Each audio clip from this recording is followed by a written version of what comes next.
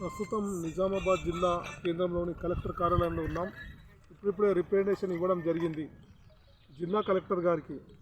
ఏదైతే ఈరోజు ప్రభుత్వం మారింది, గత ప్రభుత్వ హయాంలో విలేకరులకు రక్షణ కొరవడింది.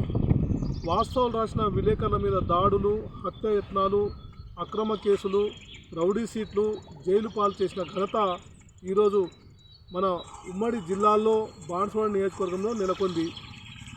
వాస్తవ వార్తలు రాసినందుకు నాపై కేసులు చేసి రౌడీ సీట్లు చేసి ఇబ్బందులు పెట్టారు. నేను ఒక దళితుడిని, గరీబోడిని, 20 సంవత్సరాల నుంచి పత్రికా మీడియా ఫీల్డ్లో ఉన్నా.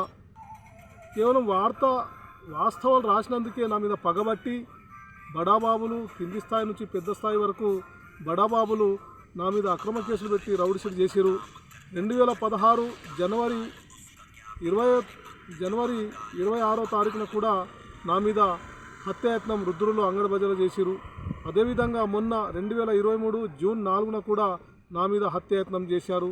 జూన్ 4, 2023 తారీఖున రుద్రూరు మండల కేంద్రంలో ఆర్ఎన్సి కాన్లో నా ఇంటి వద్ద ఉన్నప్పుడు కొంతమంది అగ్రవర్ణ కులస్తులు, బడాబాబులు, రాజకీయ నాయకులు ఈయన కేసులు పెడితే ఇంటలేడు, జైలుకు పాలు చేసినా ఇంటలేడు, చివరికి మర్డర్ చేయాలనే కోణంలో సుమారు 30 మంది దళితులకు రెచ్చగొట్టి ముస్లిం సహోదరులు ఎవరు జమీల్, హాజీ, ఎస్సీ సహోదరులు ఎవరు దొడ్డు, అంజీ, తరుణ్, అదేవిధంగా శంకర్తో పాటు ఒక 10-20 మంది నా మీద విచక్షణ రహితంగా 4వ తారీఖున జూన్ నా మీద దాడి చేశారు. దాడి చేసి 11-12 గంటలకు దాడి చేశారు. అక్కడే పోలీసులు ఏం చేస్తారండి? రాజకీయ నాయకుల ఒత్తిళ్ళు, పోలీసు వ్యవస్థపై ఒత్తిళ్ళు. ఈరోజు చూడండి, రవీందర్ ఎస్ఐ నా మీద కేసులు చేసిండు, సురేష్ ఎస్ఐ చేసిండు, అనిల్ రెడ్డి ఎస్ఐ చేసిండు. ఈ విధంగా తప్పుడు కేసులు. రవీందర్ ఎస్ఐ అయితే మంచిగా మాట్లాడుతుంటే తమ్మ నువ్వు చేసేయాన్ని కేసులే. ఎవరికి నువ్వు ఒత్తిడి పాల్పడ్డావు? నువ్వు చట్టాన్ని అతిక్రమించి రవీందర్ సార్, అశోక్ రెడ్డి సిఐ కూడా నన్ను బాగా ఇబ్బంది పెట్టిండు. అశోక్ రెడ్డి సిఐ కూడా నా విలేకరులు ఏమైనా నాతో తిరిగితే వాళ్ళని తిరగనియకుండే, ఎవరైనా పోలీస్ స్టేషన్ పోతే పోలీస్ స్టేషన్ పోనీయకుండే. అశోక్ రెడ్డి సిఐ ఎవరి మాట అయినావు? నువ్వు పాలకులు బడాబాబుల మాట అయిని సిఐ అశోక్ రెడ్డి నాకు పోలీస్ స్టేషన్ కూడా రానియకుండే.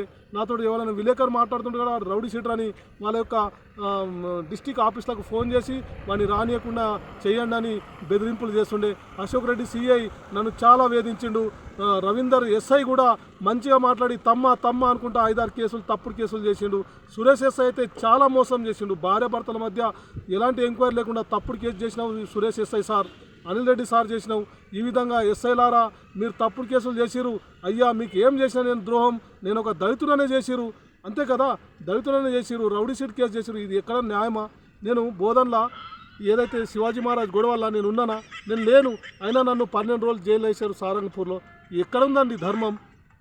ఒక దళితుడి మీద, ఒక సీనియర్ జర్నలిస్ట్ గరీబ్ మీద గింత అన్యాయం చేస్తారా? ఈరోజు ఆ ప్రభుత్వ హయాంలో ఇలాంటి అన్యాయాలు నా మీద జరిగినాయి. 4వ తారీఖున అయితే నన్ను మర్డర్ చేయాలా? ఆ రోజు ఎట్లా బతికినో నాకు తెలియదు. హాజీ, జమీల్, అంజీ, దొడ్డు, తరుణ్, శంకర్తో పాటు 20 మంది 30 మంది కలిసి నా మీద దాడి చేసిరు. మళ్ళీ ఇప్పుడు చూడండి, దెబ్బలు తిన్నది నేను 20-30 మంది చేతుల. మళ్ళీ రవీందర్ సార్ ఏం చేసిండు? నా మీదే కేసు చేసిండు. అయ్యా రవీందర్ సార్, నువ్వు ఆడున్నావో చాలా మంచిగా ఉండు సార్, నీకు పాదాభివందనాలు. తప్పుడు కేసులు చేసినందుకు మరీ నీకు సాష్టాంగ పాదాభివందనాలు. అక్కడ కూడా తప్పుడు కేసులు చేయకుండా గరీబులకు న్యాయం చేశారు. దళితుడైన నా మీద తప్పుడు కేసులు చేశావు, నీ మీద ఒత్తిడి ఉంది, నాకు తెలుసు సార్, నీ తప్పు కాదు. నేను పోలీసు వ్యవస్థ గౌరవిస్తా, పోలీసు వ్యవస్థ అంటే నాకు చాలా ప్రాణం, పోలీసు వ్యవస్థకు పాదాభివందనం చేస్తా. నీ తప్పు కాదు. బడాబాబులు, రాజకీయ నాయకులు ఒత్తిడి చేయడం వల్ల మీరు చేశారని స్పష్టంగా నేను చెప్తాను. అయితే ఇప్పుడు ప్రభుత్వం మారింది. ఈ ప్రభుత్వంలో మాకు రక్షణ ఉంటుంది. ఈ ప్రభుత్వం దళితులకు, జర్నలిస్టులకు న్యాయం చేకూరుతుంది. ఇలాంటి తప్పుడు కేసులు ఉండబోవు. వాస్తవాలు రాసే మాలాంటి ఎంతో నిరుపేద రిపోర్టర్లకు అండ ఉంటుందని మేము కోరుకుంటున్నాం. ఈ ప్రభుత్వ హయాంలో కూడా గత ప్రభుత్వంలో జరిగిన అన్యాయాల, అక్రమాలను దృష్టి పెట్టి మాకు న్యాయం చేయాలని కోరాలని కోరుతూ ఈరోజు జిల్లా కలెక్టర్ రిప్రజెంటేషన్ జిల్లా కలెక్టర్ ఆఫీస్ నుంచి నేను మాట్లాడుతున్నా. మరి ఈరోజు కొంతమంది బడాబాబుల పేరు చెప్పాల్సిన టైంలో నేను చెప్తా.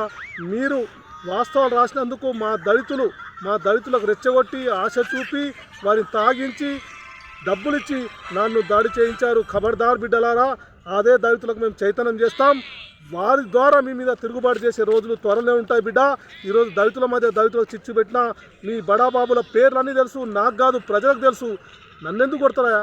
నేను డబ్బున్నా, రాజకీయ బలం ఉన్నా, అంగబలం అర్ధబలం రాజకీయ బలం ఉన్నా, ఏం లేను నన్నెందుకు కొడతారా? వాస్తవ వార్తలు రాస్తే కొడతారా? అది మా దళితులతో మీకు శాత కాకపోతే దళితులను రెచ్చగొట్టి అమాయకులను రెచ్చగొట్టి మా మీద దాడులు చేస్తారా? ఖబర్దార్ బిడ్డలారా, మీ అంతు భగవంతుడు చూస్తాడు, చట్టం చూస్తుంది. ఈ ప్రభుత్వం కూడా మేము బుద్ధి చెప్తుందని ఆశిస్తున్నా. మరి బాన్సువాడ నియోజకవర్గంలో అన్యాయానికి అక్రమానికి గురై తప్పుడు కేసులు గురై మర్డర్ కేసులో గురైన మర్డర్ అటెంప్ట్ గురైన ఓ బాధితుడిని నేను అశోక్ని ఈ ప్రభుత్వాన్ని నాకు న్యాయం చేస్తాను కోరుతున్నా. అదేవిధంగా నా మీద జరిగినాక మా బాబు గణేష్ మీద హత్యాయత్నం చేసిరు, పెట్రోల్ పోసిరు, తర్వాత నా భార్యను కూడా హత్యాయత్నం చేశారు. ఇలాంటి సంఘటనలు రుద్రులో జరిగినాయి. ఇన్ని సంఘటనలు 10-20 సంవత్సరాల నుంచి నేను అనుభవిస్తున్నా.